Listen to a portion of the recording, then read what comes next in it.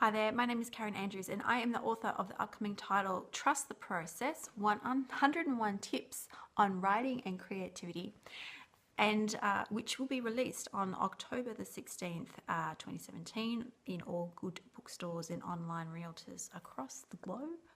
That was pretty smooth, wasn't it? And so I'm going to do a quick web series, series of blog posts about some of the tips specifically that I think will work well in this medium. And one of those tips, which is what I'm starting with today, is to read shorter texts. Now, while reading big fat novels are very worthy and something to aspire to, I know I do, there are still plenty of big fat novels on my to read list. Sometimes that's not always practical, particularly if you're feeling very busy, as we all can be. And I really cultivated this mindset when I was the mother of two young children, two babies, and I was totally preoccupied with their needs. I barely was able to eat and feed and dress myself, as many parents will sympathise with and understand. So, but reading was still really important to me because it was still made me feel like me. So I made a deal with myself in that I would read shorter texts because it was a really nice psychological win when I would finish one, and I was still getting those nice tales and stories, and so I think that's something we could all think about because there are lots of books in different genres and styles and modes, and I'm going to go through them now. So I went to my bookshelf just then and randomly picked off a few titles. Most of my titles are actually in storage at the moment and I can't access them, but I did what I could. And the three books that I actually mentioned in Trust the Process are here, and I'll mention a few others as well. So they are F. Scott Fitzgerald's The Great Gatsby. I hope you can read that properly. I'm not sure if you can. I probably can't. All Quiet on the Western Front by Eric Maria Remarque, and Jean Rees's Wild Sargasso Sea, which is their three brilliant short novels.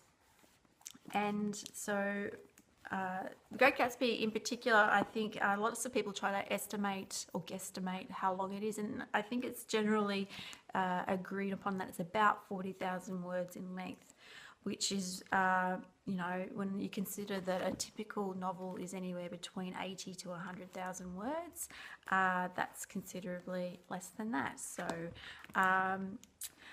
but there is a little catch or a caveat with the tip in that some shorter texts, of course, might be more difficult to access or get into, especially if the author is not one that you really would gravitate to stylistically wise, or even on a practicality sense. Some books might appear thinner.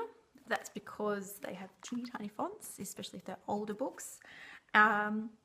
So, like, for example, there's Virginia Woolf's To the Lighthouse, which I happen still to have on my shelf, even though I haven't read it in about 15 years.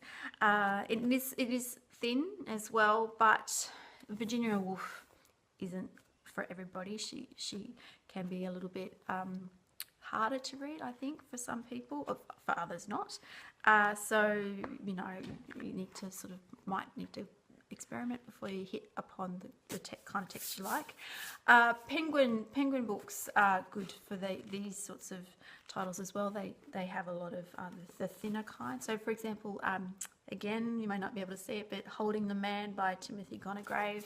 It's a little bit thicker than the rest of the books that I have here, but and the font is quite small too, but it is a really fast, quick read. So that's something to think about as well. And another one that I just happened to pull off the shelf is John Duncan's I, Lucifer, which is huge fun to read. It's bigger, it's a B+ format, I think, as well. It's quite large, but it's just something that you can read really fast as well. Turning more to non-fiction now, George Lois's Damn Good Advice, which is a massive bestseller, and people, my son likes to read this as well because it's full of color and vibrancy, for the visual learners out there, me included. That's really handy, and his book's broken down into tips as well, so like I did for Trust the Process. And so yeah, there's some examples of some shorter texts that you might like to go and look for yourself in bookshops or libraries, or just think about that in mind if you, especially, and they're easier to carry around as well. So that's a practicality thing as well. So there you go. I will be back soon with another video. Take care. Bye.